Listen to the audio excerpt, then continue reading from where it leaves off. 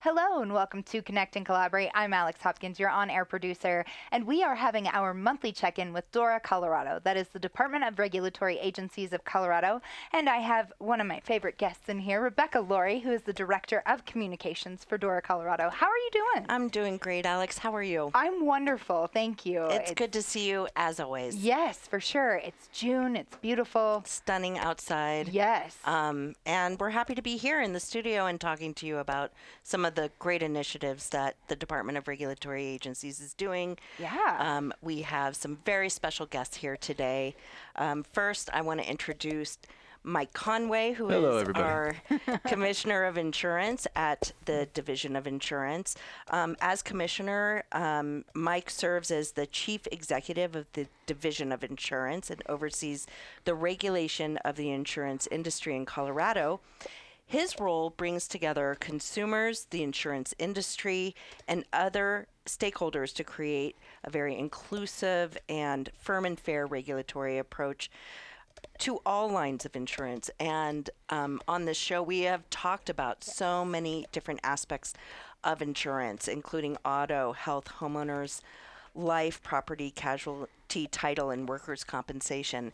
And as we know, that type of insurance affects every single person, whether you are a consumer or a business owner. Prior, Commissioner Conway was the Assistant Attorney General for Colorado State Attorney General's office, where he represented the Division of Insurance. So when he came on board with DORA in an interim role, actually he started out as a deputy commissioner, and then about more than a year ago, and then became interim commissioner, and then was appointed by Governor Polis as commissioner. So we're very happy to have Mike here with us today. Yeah, thank you all for having me. It's exciting to be here. Yeah. And then we have Vince Plymell, who is also a regular. And Vince is fantastic. He has served as the communications manager for the Division of Insurance, and he is now the assistant commissioner of the Division of Insurance. So in addition to his media outreach and communications duties, he has been almost everywhere talking to different stakeholders, giving presentations, and really working with the different policies and important aspects of the division as it evolves in bringing on board these really important new programs for the people of Colorado. Well, thank you, Rebecca. Good to see you, Alex. Good to see you again, and welcome you guys, and congrats for moving on up. I like hearing that. Yeah, fun stuff. So what are we here to talk about today specifically? We're here to talk about specifically the Peak Health Alliance. And what is that? That's something that's going on. It's an initiative in Summit County it's a nonprofit health purchasing collaborative that is allowed by Colorado law. And that's a lot of fancy words to talk about what I think is a really simple concept where folks are looking to find more affordable, high-quality health insurance for the folks in Summit County. And it applies not just to, the people, individual people that have health insurance, but also to the businesses that provide health insurance to their employees. And that's what I really want Commissioner Conway to get into the details, because that's, like I said, it's a lot more involved than that. So what is it? So why don't we start with the background of where it came from. So the folks up in Summit County, have been struggling with the high cost of healthcare for a very long period of time. Summit County is part of what we call Region 9 in Colorado, so Area Region 9. And that part of the state, it has some of the highest cost healthcare in the entire country. And the folks up in Summit County in particular have been very vocal about their concerns about that. And they have come down for the better part of probably 4 or 5 years to share those concerns with us on a regular basis. So we were trying to find some way for them to effectively stop yelling at me. And they did. They would come down and yell at him both in private and in public at hearings and meetings. Then sometimes when I would go up there, they would yell at me too. But in due fairness, there was a reason for the frustration that they were venting. Yeah, that frustration was the high cost of healthcare, the high cost that they were paying for their health insurance. So it was something that separately and apart from that, something that we had been talking about at the division for a very long period of time was one of the fundamental problems with our healthcare system across the board, from my viewpoint at least, is all of the segmentation that we have in our healthcare markets. And what I mean by that is that we have the individual market where people that don't get their health insurance from their employers, where they buy their health insurance. We have the small group market where smaller employers provide health insurance for their employees. And then we have the large group market where the really big employers provide health insurance. And then there's breakdowns from there that get into the minutia that I won't bore you with. But all of that means that we don't have a real clear consumer voice at the bargaining table when the health insurance companies are bargaining with the providers of healthcare services. So what we were talking about and what we were working towards was a way to try and collaborate to get that consumer voice into a more cohesive place. And that's where the consumer purchasing model really kind of was born, was the idea of we were trying to find that sweet spot so that we could get consumers at the bargaining table, sitting directly across at the front end of the bargaining with the hospitals in their community, with the doctors in their community, to come up with a fairer price for what they were going to actually be paying for their healthcare services. So that was the genesis of the model. I have a quick question. Sure. Do we know how or why it was so expensive in the first place, particularly for that region? The main reason why it was so expensive for that region is because of the high healthcare prices. And what I mean by that, the high healthcare prices, the amount that the hospitals were charging the doctors in the community, the fact that in a lot of these communities, the hospitals, for example, they have kind of a natural monopoly. So they don't have any competition from other hospitals in the area, which means that they can really drive at the bargaining table what the prices are that the people in the community are going to pay. Well, that sucks. Yeah, it's a problem. It's a problem, and it really is a problem when we don't have any ability for the consumer to have their voice be heard. Right. When the consumer is relying on the insurance company to be the one that is doing the negotiation for them, that doesn't always work as well as we would like it to. So that's why we're trying to change that dynamic. Awesome. Great to hear. You know, just to put a little bit into context, obviously the insurance rates and how they are decided is a complex process, Yes. you know, that involves mathematical equations and actuaries and things like that to figure out. At the Public Utilities Commission, for example, the rate proceedings that they have are also very complex. And there is a group, the Office of Consumer Counsel, that's been on this show that looks at these different things and really advocates for the consumer, the resident, before these PUC rate proceeding hearings. And, you know, that I think what Mike is talking about is that there needs to be some kind of consumer representation when these things are decided. And before, especially in this region, there wasn't really that kind of collective. Well, and there's also a particular challenge. I mean, we're the Division of Insurance. We regulate the insurance industry, so insurance companies. We can review what they want to charge people for their insurance premiums.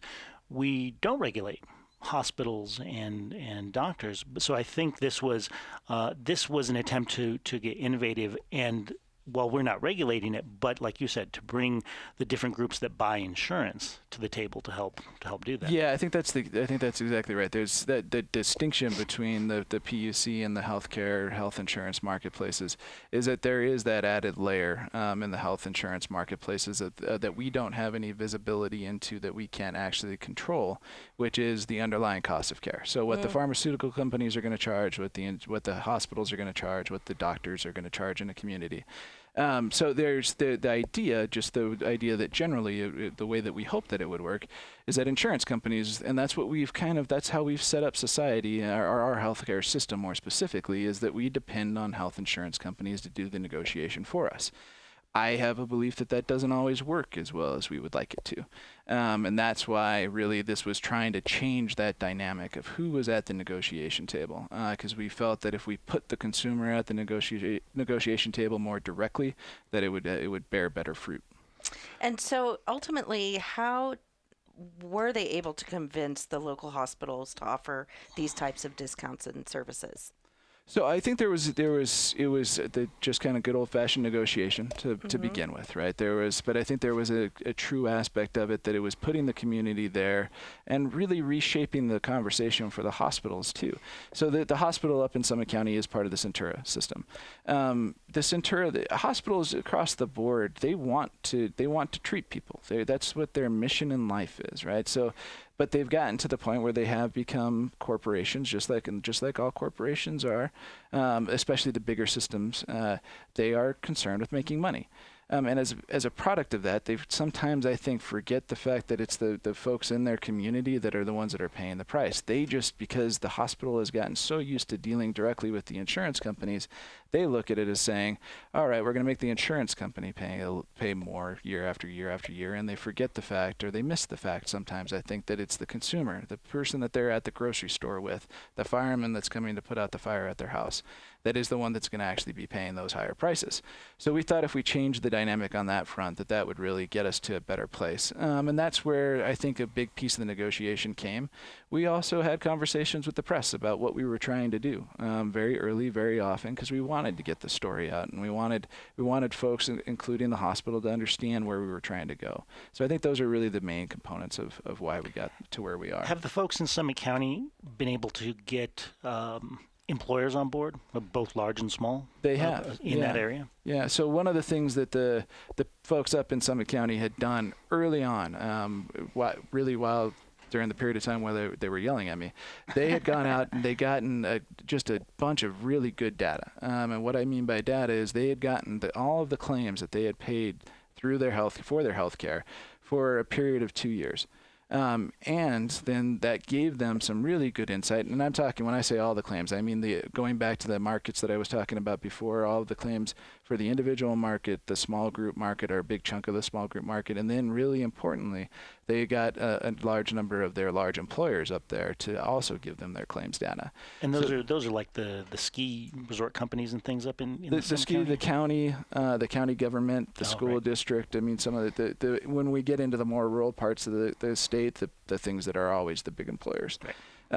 So what they were then able to do is they were able to do what we call repricing to Medicare. So they went down the path of taking all of that claims data and having an actuary, to Rebecca's point from earlier, go and look and say, okay, if we were using the exact same formula that Medicare uses, how much more did the folks in Summit County pay for their care than what Medicare would have paid?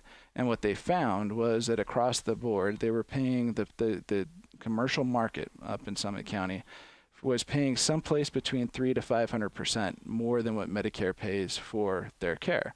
And on top of that, when they repriced their just the emergency piece of their care, what they found is that they were paying almost 850% more than what Medicare pays. So to put that into context, if Medicare would have paid $1,000 for a hospital for an emergency room visit, the people in Summit County were paying $8,500 for that exact same type of care. So when we brought that out to the community and we showed that to them, it did raise some concern in the community. Weird. Those are some sobering numbers. They were very sobering numbers. And because of that did increase the community pressure too for the hospital to try and do something. And I want to commend the hospital at the same time. The Centura really did step up. I mean, they stepped up. They actually did come to the table in a very honest and meaningful way from the very get-go. There were road bumps along the way, because there always are. But we got to a good place because Centura was willing to be a good partner. So we need to take a step back as I sit here and I say all these semi-bad things about hospitals to acknowledge that Centura really did try. Let me ask about what I think is a particular challenge. I mean, so if you're a county listening to this, or even a large employer, Sure. How do you get that data? Because that's not always easy to come by, that claims data. I mean, that's a challenge. So it's a great question. There's two ways that you can go about getting that data. So a huge chunk of the employers in Colorado put their data, if they have a fully insured product, if they buy their insurance from an insurance company, then their data goes into what's called the All-Payer Claims Database. The All-Payer Claims Database is a government-run function that really it's a data house. But they then go and they look at that data and they put reports out that help policymakers try and figure out what it is that we should do about the healthcare issues that we're facing in the state. That's part of the Center for Improving Value for Healthcare, which is commonly referred to as CIVIC. So you can go to the APCD and you can get your data there. However, if you are a large employer that self-insures, and what I mean by self-insurance is exactly that. You take the risk yourself. Then you have to go to what's your third-party administrator, your TPA, and you have to have a conversation with your TPA about getting that data. That can be a struggle. Some TPAs don't want to give up the data, the claims experience of their employers, for all sorts of different reasons. That could be its own show if we wanted to make its own show of why that's the case. But those are the fundamental ways that you go about getting your data. It can be costly. The folks in Summit County invested a lot of money into finding a solution.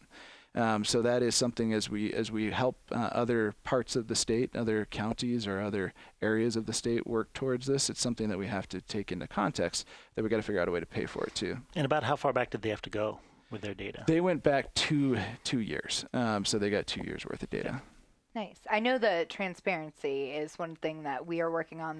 That was one thing that Governor Polis really wanted to make sure that we were working on as a state as a whole. That being said, are there any plans to implement this model in other areas besides Summit County? I know that Summit County had the monopoly, and so that was kind of the trajectory for that. But is there a plan to move this into other areas of the state? There are. So there's a number of communities that are talking about it on their own. Durango has had a conversation with the folks down in Durango 2 weeks ago that they may try and put something together, and they've got a consultant that's working with them to try and find a solution. I think one of the struggles they're going to have is the cost run at the beginning of it. And I think that there are a couple other pockets throughout the state that are certainly thinking about it too, and we will be glad and happy to help them figure that out.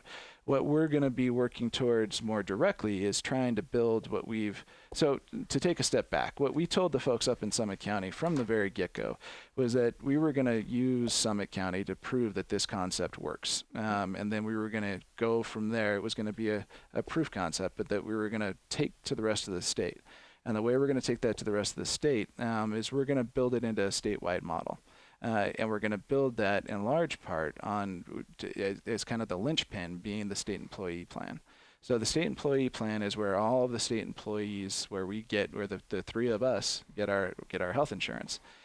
So there's 50,000 to 80,000 people in that plan. So it's a big group of people that we can use to really start to change that negotiation table, that we can go and we can be the ones that are more directly sitting at the table and bargaining. But then we want to go from there and build that out to go back to what we were talking about earlier, the county governments, the school districts. Some of the county governments, they can be a huge component of where we can go to build this, to make it into a statewide system. I'm going to have a conversation with the folks at Para 2-3 weeks from now about them participating in this plan. So that's going to be kind of the main push of where we go.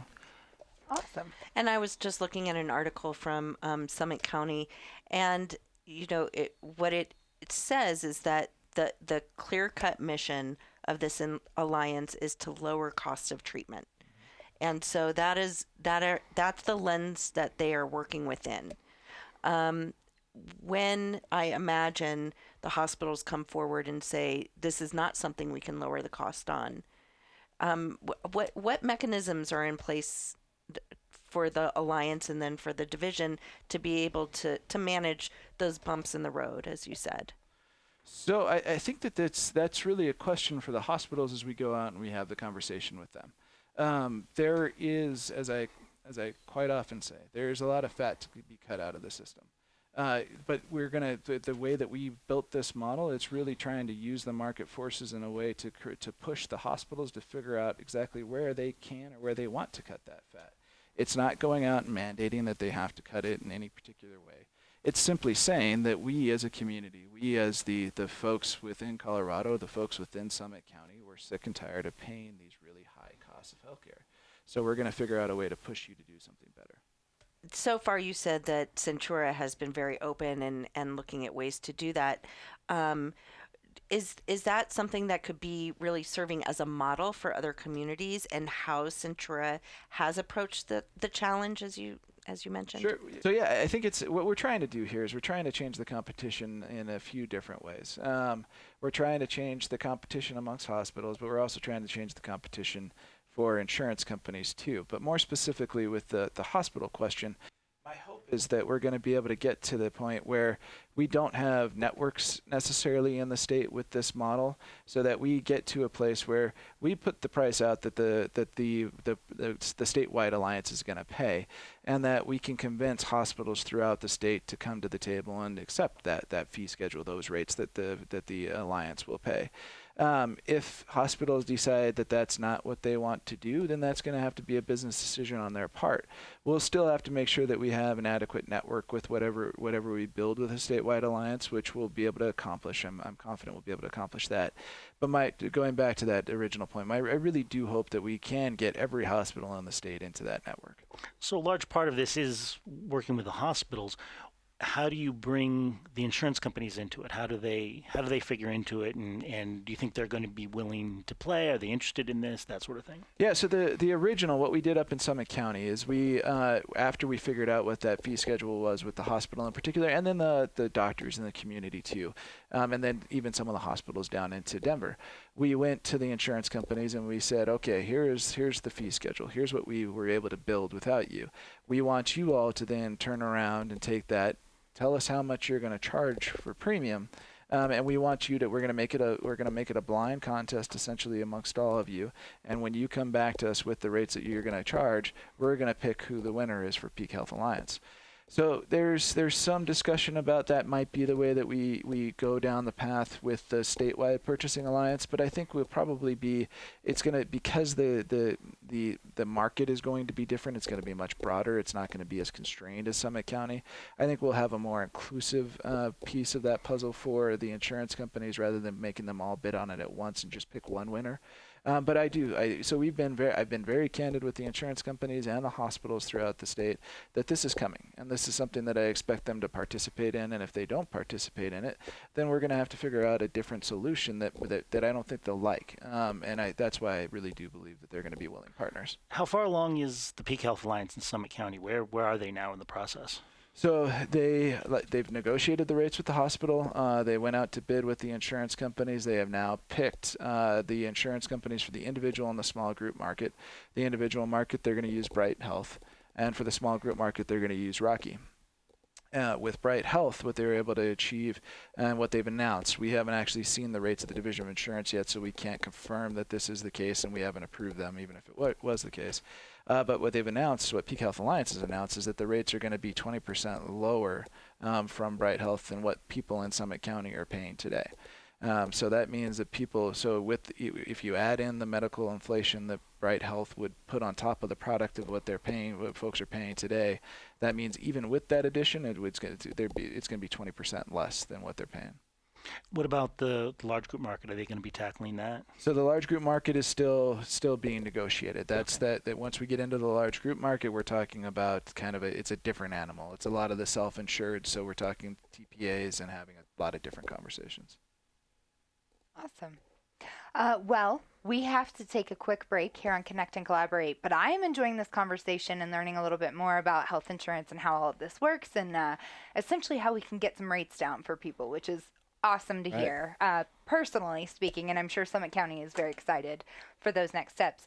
So stay with us here on Connect and Collaborate. We are going to take a quick break. Be sure to like and subscribe our YouTube page while you're here. You can find more information in the description below, so be sure to click on that link. We'll be right back.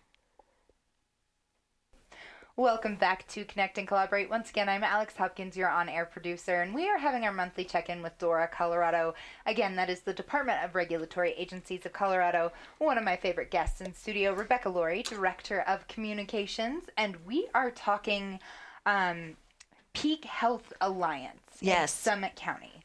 Yes, so for years, the mountain communities have told government agencies like DORA, specifically the Division of Insurance, we're paying too much in healthcare. Help us. What can we do? And this has been a real net to untangle for many, many years. But there are solutions that are being implemented now, and that is what our guests have been talking about, Vince Plymell, Assistant Commissioner, and then Commissioner of Insurance, Mike Conway. So it's been really interesting to hear how all of this is developed, especially in light of the fact that healthcare costs continue to increase. And it's clearly many, many layers that cause that increase. But what they were discussing in recap is that one of those key layers is what the hospitals choose to charge. And when the hospitals come to the table with consumers and bargain their charges, it looks like everyone comes out for the better. And that's what the Peak Health Alliance structure really helps to dictate. It's the voice for consumers to lower healthcare costs.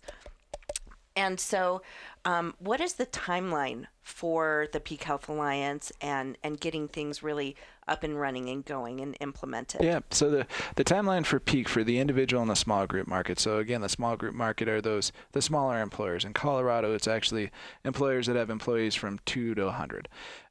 But for those two pieces of the market, we're looking at January 1st, 2020 is when people will be able to actually enroll into these plans.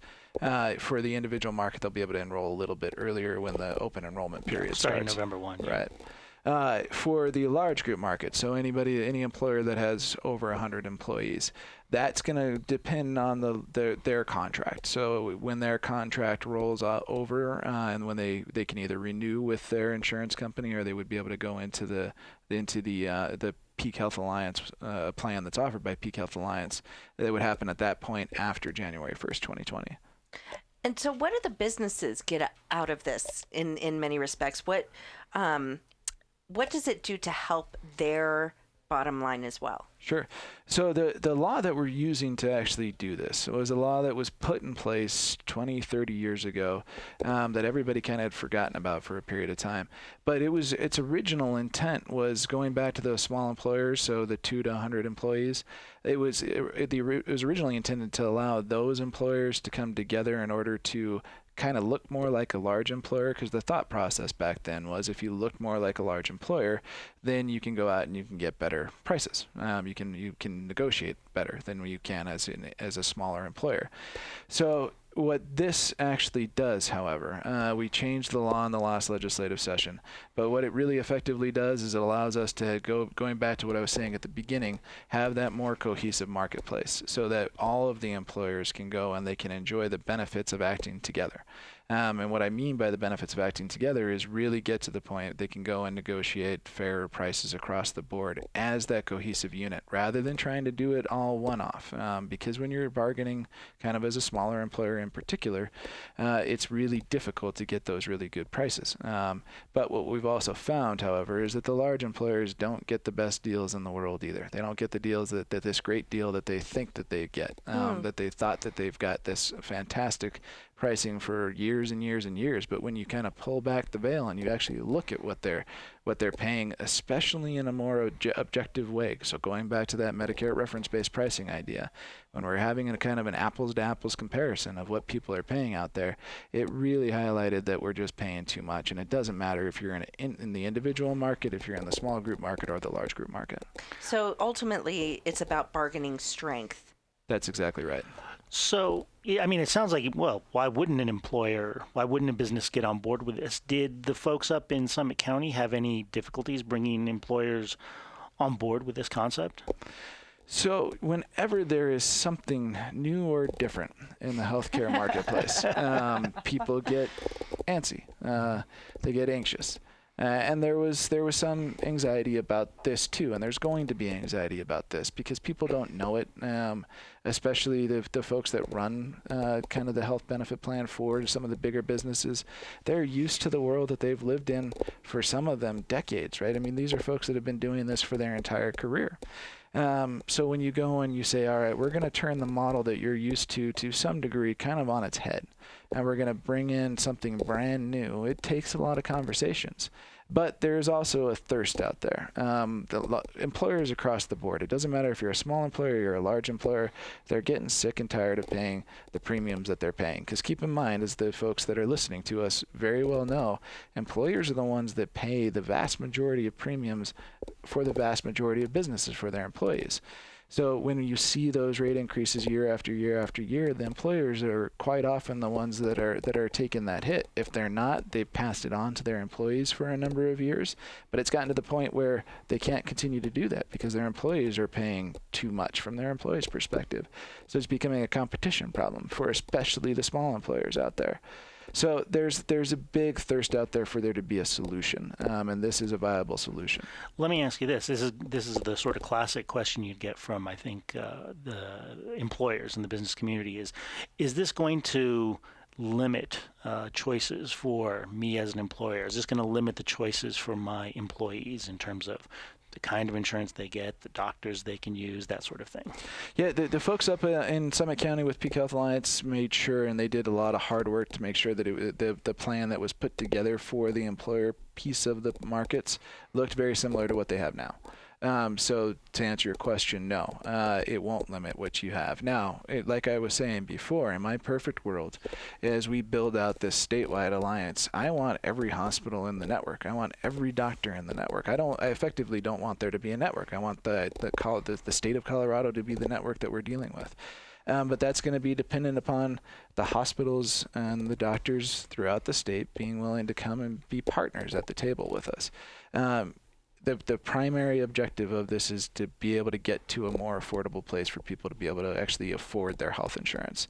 So that's going to be the primary goal. And we're very hopeful that we'll be able to achieve that with an incredibly wide and vast network. I know you said that the folks up in Summit County, the Peak Health Alliance, they're thinking of at least saving 20% or so on premiums. Do you think that's achievable statewide or similar? So I don't want to get ahead of our skis on where we think we're going to be able to hit the metric statewide, because you're just setting yourself up for failure when you do something along those lines. And I pushed the folks up in Summit County. They were extremely eager to get out to their community and say, we're going to save you 30, 40, 50%. And I continuously backed them down from going out and doing something along those lines, because exactly what I just said, you're just setting yourself up for failure. We are going to get as big of a cut as we possibly can. But there's got to be a realization that we're just dealing with one piece of the puzzle on this front end. We're just primarily dealing with hospital costs. That is a significant chunk of your healthcare bill, but it's not all of your healthcare bill. There's another big significant chunk that we have to figure out a way to deal with, which is the pharmaceutical cost. I do think and I hope that if we can get a lot of media coverage from something that we can build statewide, that we can gain a lot of momentum to then go after the pharmaceutical piece too.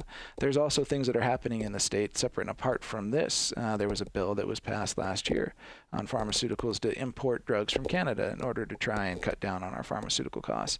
So there's lots of different pieces of the puzzle that are going to come together, but I hesitate to put a number out there, because if you want me to put a number out there, I'll say that we're going to shoot for 10%, because I'm confident we can get to that 10%, but I think we can do better than that too. I'm not quite sure how much better. But 10% is still sizable when you're looking at the overall cost. Sure, it is. And so not to underestimate the power of 10%, 12%, and then going up from there. Any type of cost that goes down versus up, I would imagine, is the improvement. I think that's right. So, when it comes to how this has worked for Summit County in particular, do you see that model being able to translate into other communities, or might it look different for other communities? I know you mentioned it's all about the hospitals willing to come to the table, but let's imagine all the hospitals are saying, we agree, it is time for us to really sit down with these communities and come to the table about our costs. So, given that all the different regions of Colorado are so different, their needs are so different, is there any other state that's doing something like this, or are we really on the forefront? Do you see it being somewhat of a different model in different regions? What's your big vision for doing this statewide? So I think that so you've got a few different questions in there. Yes, but, I just threw them no, out that's at right. you. I got you. I'm with you. So let me start with the vision about the statewide. So I do think that there will be different needs and wants from different communities as we go out and we start to build this statewide. I think for the first year, so for the statewide plan, we're shooting to have this thing up and running for 2021, which is incredibly ambitious to be able to get done.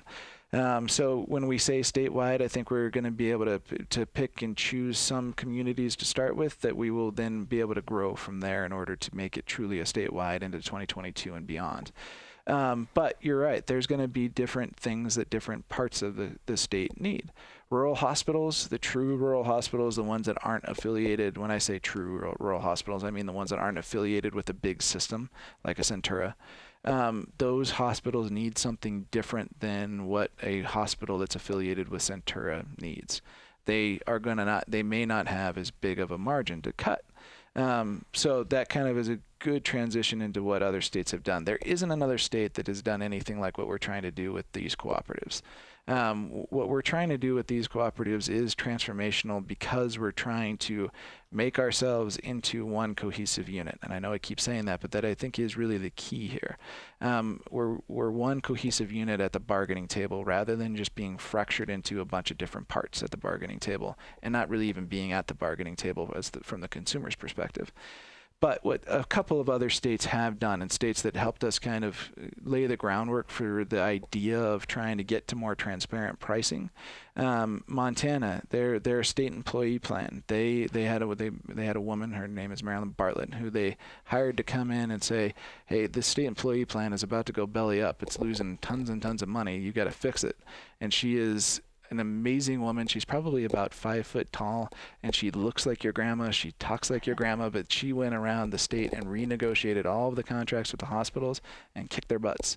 And what was going to be in a 3-year period, what was going to be about if I'm remembering them correctly, was going to be about a $60 million hole for the state employee plan. She turned that into a $120 million surplus. So, wow. And she did that in a lot of creative ways that are going to kind of lay the groundwork for how we're going to approach the statewide purchasing alliance. North Carolina, again, with their state employee plan, they went and they looked and they said, all right, if we take a step back and we cut some of our rates in our more urban areas, when I say rates, the amount that we're paying for our healthcare in our more urban areas, then we can turn around and we can take some of that savings and we can pay more to our primary care docs. We can pay more to maybe some of our rural hospitals. We can do a lot of really creative things with that money that we'd be able to save. That's what that kind of concept, that way of thinking is what we're going to use to really try and get communities, as we're going out and we're saving you money, whether you're a school district or a county, we want you to reinvest that money. You're not going to be able to just put that into your pockets because you're a school district or a county. So we want to help them learn about ways that they can reinvest that money into their communities, whether it's social determinants of health, whether it's putting more nurses into their schools, behavioral health people into their schools, creative ways for them, and kind of the right ways that we, at least from our perspective, think that they can reinvest those funds. So you mentioned social determinants of health, and I know that that's a big conversation happening right now in so many communities. I'm curious to hear how do you see that fitting into this bargaining model? So, for example, if we know that a community, really struggles with housing, and not only just affordable housing but clean housing, sure, then that is a social determinant for health, at least one of them. Sure. Then that could determine that healthcare costs for that community might be higher because people are sicker. Yep. When you go to, a place like Summit County, which for all intensive purposes is probably considered one of the healthier communities, I would imagine, given their proximity to natural environment. When you are approaching communities that probably don't have the same resources as Summit County, how are you imagining, that conversation to go? Yeah, so I think it's exactly kind of what I just laid out there, that we're going to be freeing up resources for these communities, especially as we start to focus on school districts, counties, city governments even. I think it's just having the conversation that there are responsible ways for you to reinvest that money that we're freeing up for you that can even lower your healthcare costs more, exactly like what you just said, Rebecca. So if a particular community has a problem with housing, and that housing problem is leading to people being sicker, then as we free up resources for them, it would be logical for them to actually then go and reinvest those resources back into the community. And that's why this can be something that builds upon itself and just almost feeds itself if we do this right. So that's why it's exciting. That's why people get really excited, or it's one of the reasons why people get really excited about it. That's why we're going to be pushing it throughout the state, because we do. When you look at the fact that there's the reason why, let's take schools, for example. The reason why school districts throughout the state, a huge chunk of the reason why school districts throughout the state have struggled with being able to pay teachers more, or struggled with the amount that they're just paying teachers at all, is because of the high healthcare costs that those school districts are paying. So as we free up those resources, it can then go to schools, to the teachers within schools, to pay them a little bit more. I mean, there's endless ways where we can go with this, and that's absolutely the right way to be thinking about it, and that's where the conversation is going to be headed. And couldn't that translate also for the businesses, the employers, Sure. In terms of money they save on these health insurance premiums into actual more salary or other benefits for their employees? Yeah, I think it can go to those places. It can go to, like I said before, a big chunk of what the pass-through has occurred with employers has been to their employees as healthcare costs have increased. So they can take some of that pain away from their employees and start pushing more of the premium back to the employer, if that's what makes sense. But this is, I mean, at the end of the day, there's going to be a lot of conversations about how the resources that we free up are going to be able to be used by employers, by counties, by school districts. Sure. But it's just an exciting aspect that we're going to be able to do that. Sorry. Well, you've talked a lot about rural areas and the mountain areas. Is it does this conversation sound different in the major metropolitan areas in the state, the Denvers, the Boulders, the Colorado Springs, the Fort Collins, in how you approach it or how you get people on board with it? I really don't think it does. I think it's a very similar conversation, assuming that we can get the large employers and the school districts, the counties on board with the idea from those areas. But if that's the case, then yes. I mean, this is all about, as we talked about before, all about increasing bargaining power. And wherever we can increase bargaining power, we can get this done.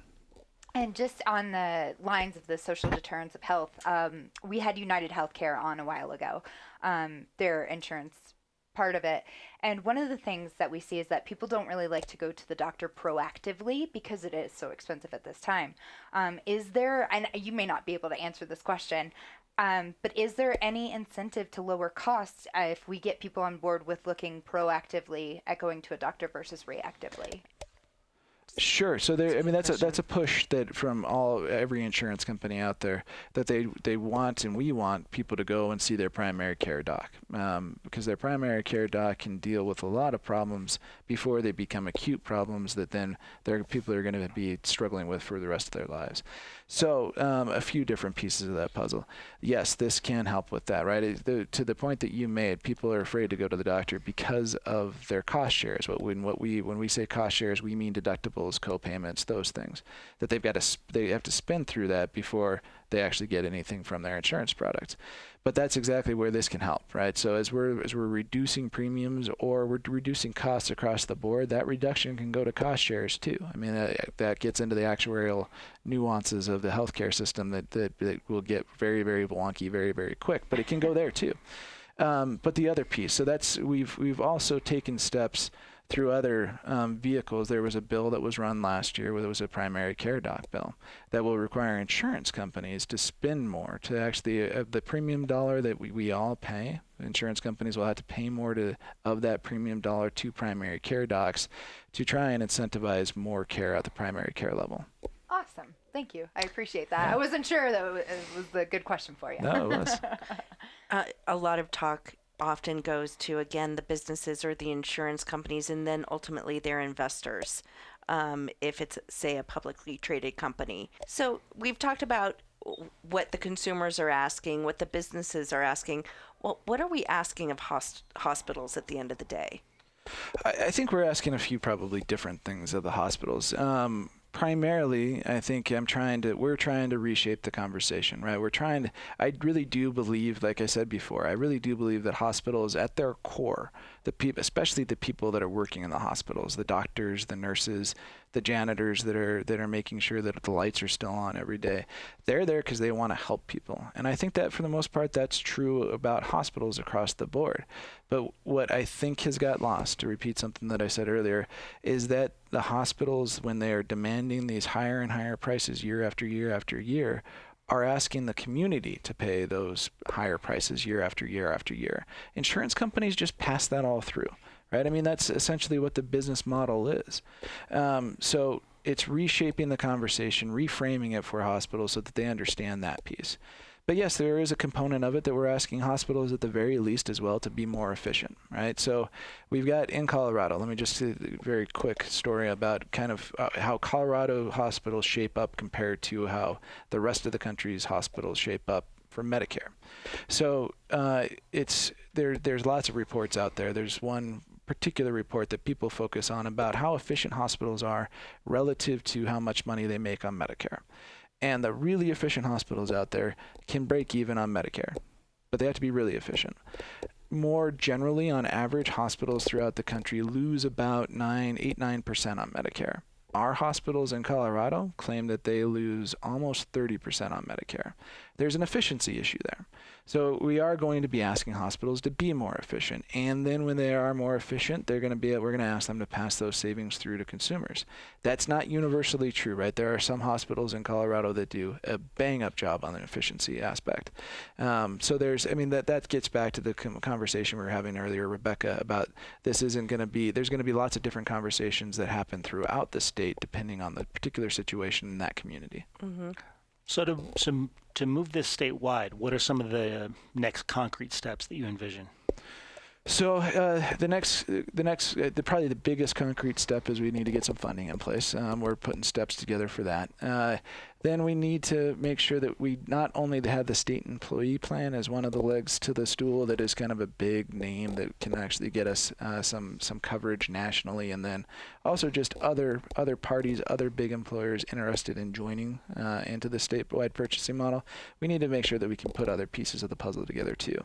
But then more than anything else, it's going to just be hard on the ground work, having conversations, making sure that people see the advantage of doing this, and having that conversation then with the hospitals throughout the state.